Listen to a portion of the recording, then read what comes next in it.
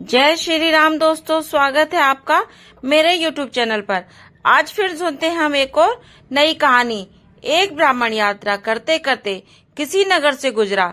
बड़े बड़े महल एवं अट्टालिकाओं को देखकर ब्राह्मण भिक्षा मांगने गया, किंतु किसी ने भी उसे 2 मुट्ठी अन्न नहीं दिया। आखिर दोपहर हो गई और ब्राह्मण दुखी होकर अपने भाग्य को कोसता हुआ जा रहा था। कैसा मेरा दुर्भाग्य है, इतने बड़े नगर में मुझे खाने के लिए 2 मुट्ठी अन्न तक न मिला। रोटी बनाकर खाने के लिए 2 मुट्ठी आटा तक न मिला। इतने में एक सिद्ध संत की निगाह उस पर पड़ी। उन्होंने ब्राह्मण की बड़बड़ाहट सुन ली। वे बड़े पहुंचे हुए संत थे। उन्होंने कहा, ब्राह्मण, तुम मनुष्य से भिक्षा मांगो, पशु क्या जाने भिक्षा देना। ब्राह्मण दंग रह गया और कहने लगा कि हे महात्मन, आप क्या कह रहे हैं? बड़ी बड़ी अट्टालिकाओं में रहने वाले मनुष्यों से ही मैंने भिक्षा मांगी है। संत, नहीं ब्राह्मण, मनुष्य शरीर में दिखने वाले वे लोग भीतर से मनुष्य नहीं हैं। अभी भी वे पिछले जन्म के हिसाब ही जी रहे हैं। कोई शेर की योनि से आया है तो कोई कुत्ते की योनि से आया है, कोई हिरण की से आया है तो कोई गाय या भैंस की योनि से आया है। उनकी आकृति मानव शरीर की जरूर है, किंतु अभी तक उनमें मनुष्यत्व निखरा नहीं है, और जब तक मनुष्यत्व नहीं निखरता तब तक दूसरे मनुष्य की पीड़ा का पता नहीं चलता। दूसरों में भी मेरा ही दिलबर ही है, यह ज्ञान नहीं होता। तुमने मनुष्य से नहीं, पशुओं से भिक्षा मांगी है। ब्राह्मण का चेहरा दुख रहा था। ब्राह्मण का चेहरा इनकार की खबरें दे रहा था।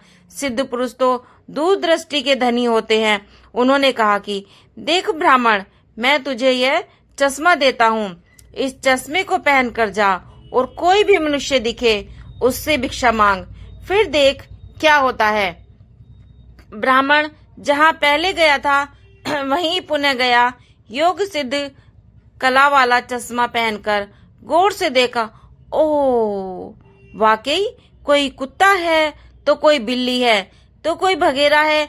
आकृति तो मनुष्य की है, लेकिन संस्कार पशुओं के हैं। मनुष्य होने पर भी मनुष्यत्व के संस्कार नहीं है। घूमते घूमते वह ब्राह्मण थोड़ा सा आगे गया तो देखा कि एक मोची जूते सिल रहा है। ब्राह्मण ने उसे गौर से देखा तो उसमें मनुष्यत्व का निखार पाया। ब्राह्मण ने उसके पास जाकर कहा कि भाई, तेरा धंधा तो बहुत हल्का है और मैं ब्राह्मण रीति रिवाज कर्म कांड को बड़ी चुस्ती से पालता हूँ। मुझे बड़ी भूख लगी है, लेकिन तेरे हाथ का नहीं खाऊंगा।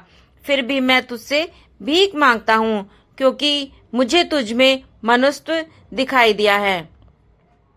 उस मोची की आंखों से टप टप आंसू बरसने लगे। वह बोला, हे प्रभु, आप भूखे हैं? हे मेरे रब, आप भूखे हैं? इतनी देर आप कहाँ थे? यह कहकर मोची उठा। जूते सिलकर टका आना, 2 आना वगैरह जो उसके इकट्ठे किए थे उस चिल्लर रेजगारी को लेकर हलवाई की दुकान पर पहुंचा और बोला कि हे हलवाई, मेरे इन भूखे भगवान की सेवा कर लो। ये चिल्लर यहाँ रखता हूँ। जो कुछ भी सब्जी, पराठे, पूरी आदि दे सकते हो वह इन्हें दे दो। मैं अभी जाता हूँ। यह कहकर मोची भागा। घर जाकर अपने हाथ से बनाई हुई एक जोड़ी जूती ले आया एवं चौराहे पर उसे बेचने के लिए खड़ा हो गया। उस राज्य का राजा जूतियों का बड़ा शौकीन था।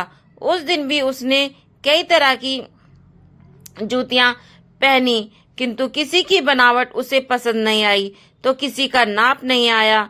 2-5 बार प्रयत्न करने पर भी राजा को कोई पसंद नहीं आई तो मंत्री से क्रुद्ध होकर बोला, अगर इस बार ढंग की जूती लाया तो जूती वाले को इनाम दूंगा, और ठीक नहीं लाया तो मंत्री के बच्चे तेरी खबर लूंगा। देवयोग से मंत्री की नजर उस मोची के रूप में खड़े असली मानव पर पड़ गई, जिसमें मानवता खिली थी, जिसकी आंखों में कुछ प्रेम के भाव थे, चित्त में दया करुणा थी। ब्राह्मण के संग का थोड़ा रंग लगा था। मंत्री ने मोची से जूती ले ली एवं राजा के पास ले गया। राजा को वह जूती एकदम फिट आ गई, मानो वह जूती राजा के नाप की ही बनी थी। राजा ने कहा कि ऐसी जूती तो मैंने पहली बार ही पहन रहा हूँ, किस मोची से बनवाई है यह जूती? तब मंत्री बोलता है, हुजूर, यह मोची बाहर ही खड़ा है। मोची को बुलाया गया और उसको देखकर राजा को भी मानवता थोड़ी खिली। राजा ने कहा कि जूती के तो 5 रुपये होते हैं, किंतु यह 5 रुपयों वाली नहीं, 500 रुपये वाली जूती है।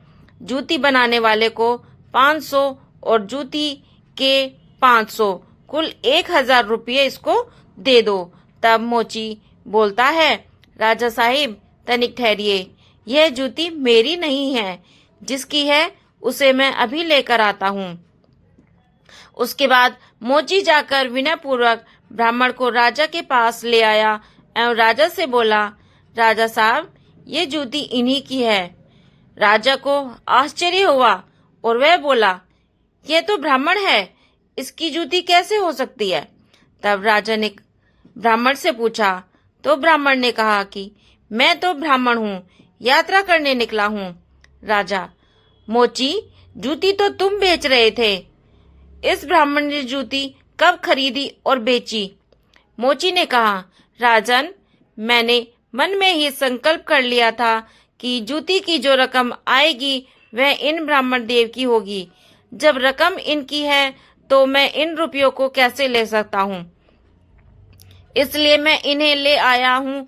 न जाने किसी जन्म में मैंने दान करने का संकल्प क्या होगा और मुकर गया होऊंगा, तभी यह मोची का चोला मिला है।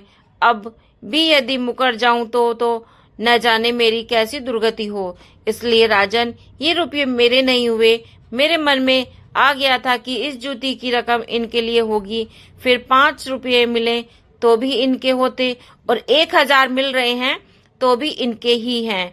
हो सकता है मेरा मन बेईमान हो जाता, इसलिए मैंने रुपयों को नहीं छुआ और असली अधिकारी को ले आया। राजा ने आश्चर्यचकित होकर ब्राह्मण से पूछा कि ब्राह्मण, मोची से तुम्हारा परिचय कैसे हुआ? तब ब्राह्मण ने सारी आप बीती सुनाते हुए सिद्ध पुरुष के चश्मे वाली आपके राज्य में पशुओं के दीदार तो बहुत हुए, लेकिन मनुष्यता का विकास इस मोची में ही नजर आया। राजा ने कौतूहलवश कहा कि लाओ वह चश्मा जरा हम भी पहन कर देखते हैं। राजा ने चश्मा लगाकर देखा तो दरबारी वगैरह में उसे भी कोई शियार दिखाई दिया तो कोई हिरण, कोई बंदर दिखा तो कोई रीछ। राजा दंग रह गया कि यह तो पशुओं का दरबार भरा पड़ा है। उसे हुआ कि ये सब पशु हैं तो मैं कौन हूँ। उसने आईना मंगवाया, उसमें अपना चेहरा देखा तो उस शेर के उसके आश्चर्य की सीमा न रही। ये सारे जंगल के प्राणी और मैं जंगल का राजा शेर, यहाँ भी इनका राजा बन बैठा हूँ। राजा ने कहा, ब्राह्मण देव, योगी महाराज का यह चश्मा तो बड़ा गजब का है। वे योगी महाराज कहाँ होंगे? ब्राह्मण, वे तो कहीं चले गए। ऐसे महापुरुष कभी कभी ही और बड़ी कठिनाई से मिलते हैं। श्रद्धावान ही ऐसे महापुरुषों से लाभ उठा पाते हैं। बाकी तो जो मनुष्य के चोलों में पशु के समान है, वे महापुरुष के निकट रहकर भी अपनी पशुता नहीं छोड़ पाते। ब्राह्मण ने आगे कहा, राजन, अब तो बिना चश्मे के भी मनुष्यत्व को परखा जा सकता है। व्यक्ति के व्यवहार को देखकर ही पता चल सकता है कि वह किस योनि से आया है। एक मेहनत करे और दूसरा उस पर हक जताए तो समझ लो कि वह सर्प योनि से आया है, क्योंकि बिल खोदने की मेहनत तो चूहा करता है, लेकिन सर्प उसको मारकर बिल पर अपना अधिकार जमा बैठता है।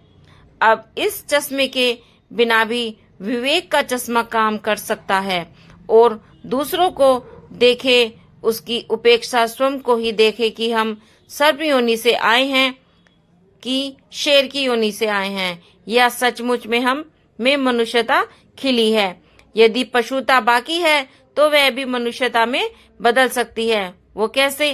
तुलसीदास जी ने कहा है कि बिगड़ी जन्म अनेक की सुधरे अब, और आजू तुलसी होए राम को, राम भजी तजी कुसमाजू कुसंस्कारों को छोड़ दे। बस अपने कुसंस्कार आप निकाल लेंगे तो ही निकलेंगे, अपने भीतर छिपे हुए पशुत्व को आप निकालोगे तो ही निकलेगा। यह भी तब संभव होगा जब आप अपने समय की कीमत समझेंगे। मनुष्यते आए तो एक एक पल को सार्थक किए बिना आप चुप नहीं बैठेंगे। पशु अपना समय ऐसे ही गंवाता है।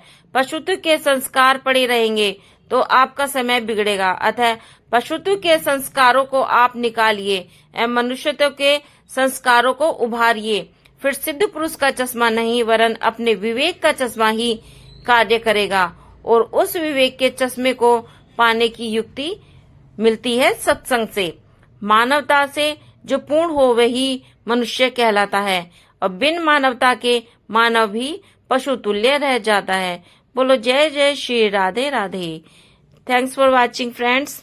आशा करती हूँ मेरी वीडियो आपको पसंद आई होगी, तो प्लीज वीडियो को लाइक करें, शेयर करें और चैनल को सब्सक्राइब करें और बेल आइकन पर क्लिक करें ताकि मेरी नोटिफिकेशन आपको मिल जाए। कमेंट में जय श्री राम जरूर लिख के बताएं और अपने शहर का नाम भी लिखिए ताकि हमें पता चल जाए कि आप किस शहर से हमारी वीडियो देख रहे हैं। Please support me. Bye bye, take care.